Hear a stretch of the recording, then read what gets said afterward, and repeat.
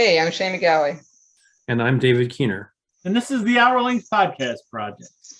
Tonight we're going to talk about a very, very specific area that is not thought of very often, but is really kind of important. And tonight we're going to cover ISBNs and barcodes. For those of you who don't really know what they are, you're going to have to learn it if you're going to be a self-published author. This is one of my novels, and the ISBN number is the number right here, and this is the barcode from the books. And tonight what we're going to do is we're going to show you why the ISBN is important and where you can get barcodes for free. You don't have to pay for barcodes. Yes, please don't pay for them. Yeah, friends don't let friends buy barcodes when they're so easily generated. All right. Well, first off, I'm gonna define what ISBN actually means. It is the International Standard Book Number. That's what it is. Libraries use them, bookstores use them, copyright offices use them, and authors use them just to stay organized. The interesting thing about them, every different kind of book has a different ISBN. For instance, if you have a paperback edition, it has a different ISBN number than your hardcover edition. That's a important thing to know. Even if you have different sizes of various editions, each of the various different kinds of books have a unique ISBN, and it's important that they are unique. Because, like in the U.S., in other words, Marty, anything that could be thought of as a different form of that product is a different ISBN number. Right. Like this is the paperback edition of My Novel Is Still Falling. It's got a different ISBN than the trade paperback edition. So you got to keep that in mind. Now, here is where it starts to get a little bit fuzzier. A lot of beginning self-published authors will use the free ISBNs that are made available to them by self-publishing publishers like Kindle or like Amazon KDP. They'll provide an ISBN for you and print it on the back of the book. But the thing is that ISBN is forever associated with Amazon, for instance. And if you want a greater penetration of your book, because like Barnes and Noble, for instance, they don't ever stock Amazon ISBN numbers because, well, Amazon's trying to kill them. Unless the book has gotten grotesquely popular, actual brick and mortar bookstores won't typically carry books that have the ISBNs that are generated from Amazon. Also, Amazon doesn't put a price on their barcodes when they auto-generate the barcodes, and we can talk about that a little bit more. Instead of an actual country code and a price, the barcode will just contain the number 9,000. And that indicates this book is self-published. And indie authors, their main goal should be to make their book completely indistinguishable from any mainstream book on the market. And I totally agree with that.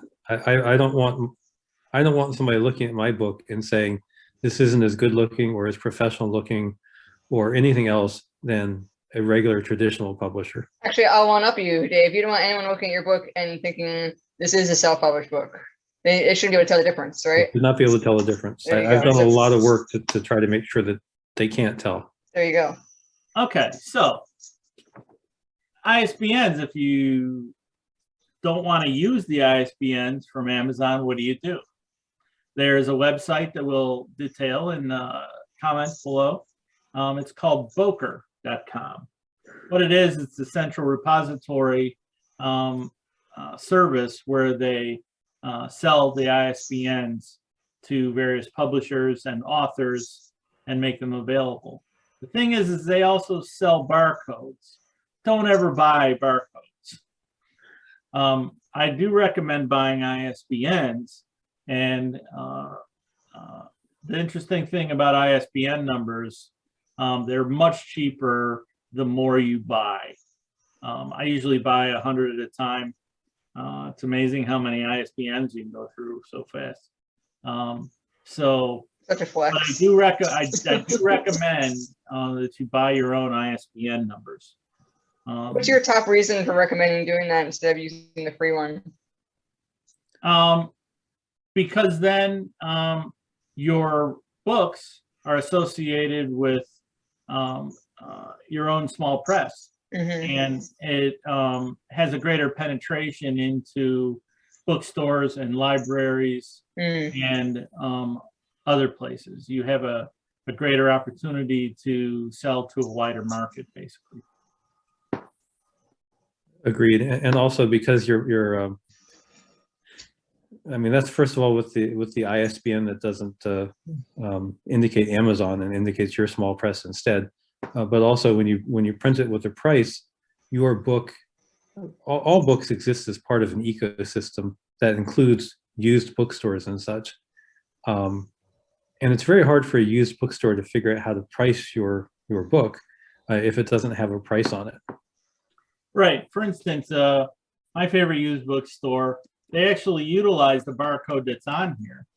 And when they're selling even used books, they got to know what the retail price of the book is so that they know how to price it.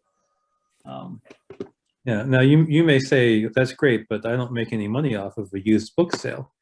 But it's another person discovering your work that they might not otherwise have discovered. And just because they got that book and you didn't see any money, it doesn't mean they won't buy your next book because they liked it so much. Right. I have a stupid question. I mean, very stupid question, but this is because I'm pretty illiterate with barcodes myself. Do you need a barcode even if you plan on just doing cash sales?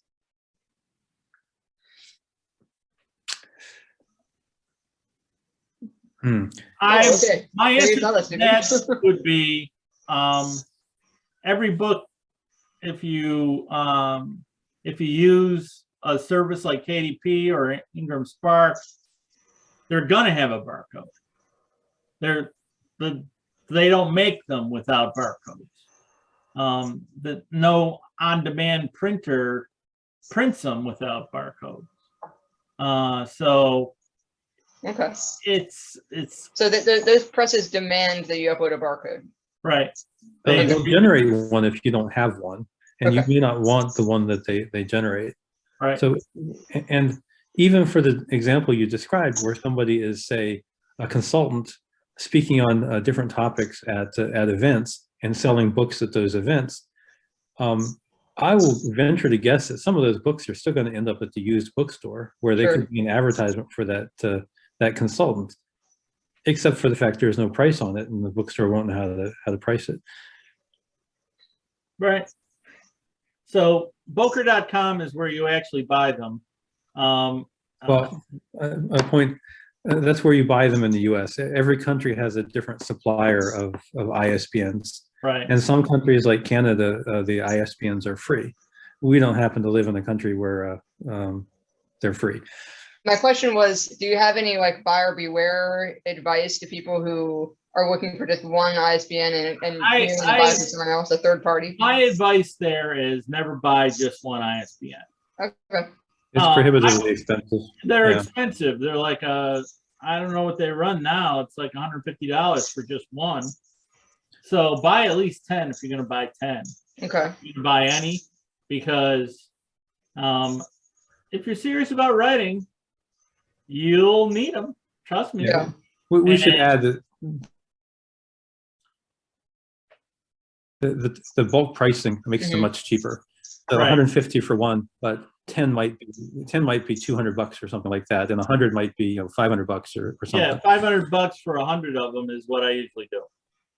So your mileage may vary. but get them. So before we forget, I want to actually I'll demonstrate generating a barcode. I'll show you how easy it is. And I'll actually show you one of the free websites for it. So here, I'm going to turn on sharing here for a second. And let's see. Yeah, this is the Prolific Press web tool for generating ISBNs, which I used as well. Okay, can you guys see this? Yep. Yes. Okay, this is super, super simple. All you have to do is cut and paste your ISBN number here. Mm-hmm. And here's where you set the price. And this is the country code. Just so people know, country code for the US is 5. So once you get all that put in, all you got to do is click show barcode. And there's the barcode. It's generated. All you have to do is right mouse click it and you can see it easily. And then you can integrate it into your book cover design, or if you have a book cover designer that you're working with, you can provide it to them for integration into your book. But they're very easy to use and we'll make sure the link is in the comments below. Yep, definitely. So highly recommended. They come out really nice. You can download them in a couple of different formats. There are several sites that you could actually use for generating barcodes, but this one happens to be one of my favorites. Do you need a new barcode if you change the price? The barcode is different if you change the price. So you have to.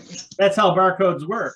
However, they take the actual data and make a barcode out of it. However, the ISBN doesn't change because you've changed the price. You will need to regenerate the barcode.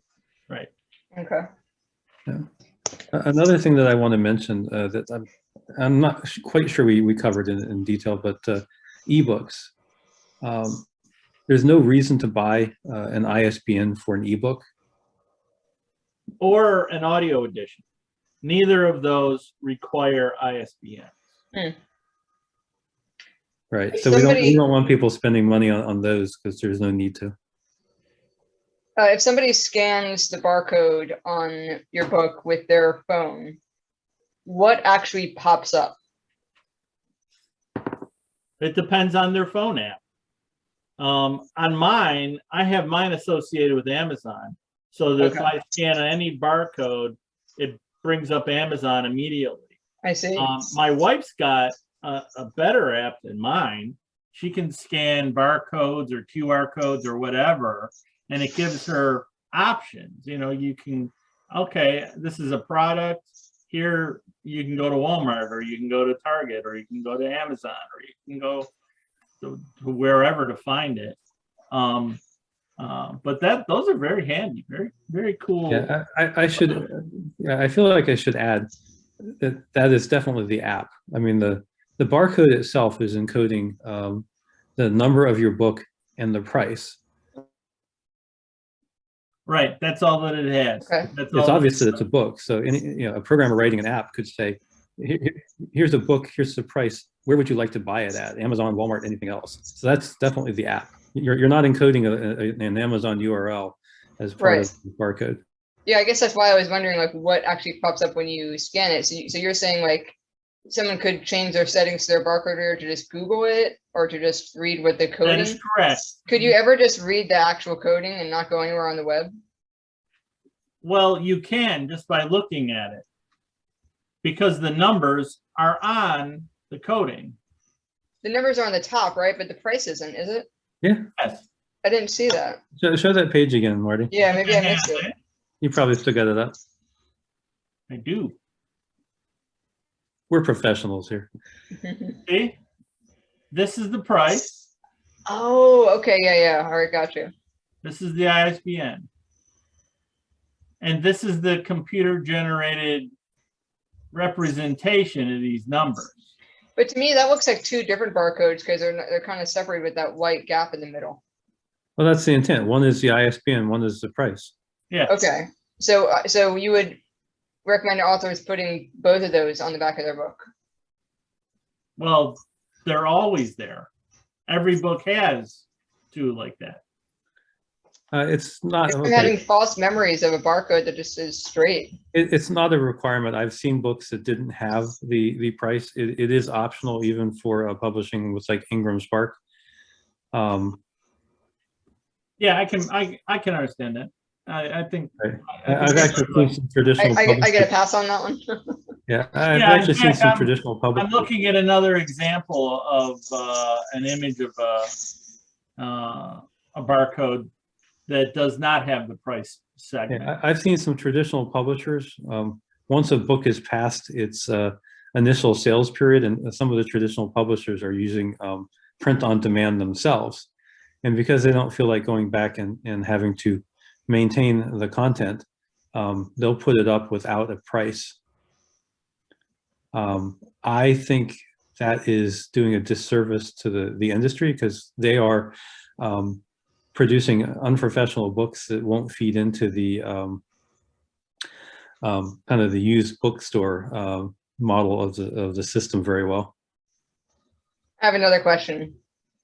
Let's say that you bring a bunch of your books to a local bookstore and they want to sell your book, and they don't want to put their own sticker on it, like for their own price. They want to use your price that's on your ISBN.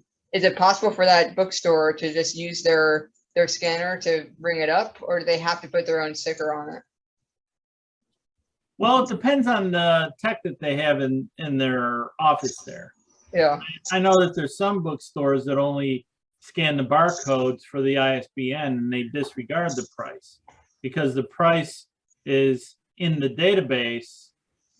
This is, you know, if you like go to Books A Million, for instance, it's never the retail price, because you scan the barcode there, and they have the price in there of whatever they're selling the book for. They're not reading the price off of the barcode.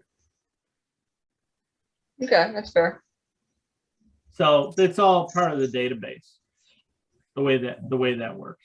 But a lot of booksellers, if you are at an event at, say, a bookstore, a lot of bookstores will have trouble selling your book if you don't have a barcode on it. Right. And just a clarification on terminology in your question, the price is never part of the ISBN. It may be part of the barcode, but it's not part of the ISBN. Mm-hmm. Well, this is all very helpful information for someone who doesn't often deal with barcodes or ISBNs. So I appreciate. Thank you for letting me be the the student, I guess you could say, in this episode. Yeah, it's important, and you got to learn it sometimes. And they're not exciting, and it's a esoteric piece of information that authors need to know. But you also, I know that there are some writers out there that only publish an ebook, and in which case you don't have to worry about ISBNs and barcodes. I aspire to a little bit more sell-through than that, but your mileage may vary. Yeah, and I find the audiences are different too. So, there's some readers only buy hardcovers. Some readers only do audiobooks. Some readers only do Kindle. Your mileage may vary. But now you know how to do a barcode for free. For free. For free. Nice. And anybody that's trying to charge you for generating a barcode, they are seriously taking an advantage of you. Yeah. Money must flow to the author, right? That's right. Yeah, money flows towards the author. And there's a lot of people that'll be very helpful and sell you a barcode. Yeah, like Marty. I'll sell you a barcode, sure. That'll be $100, and it'll be very fancy because it'll be a PNG format. Ooh. Because PNG is the best.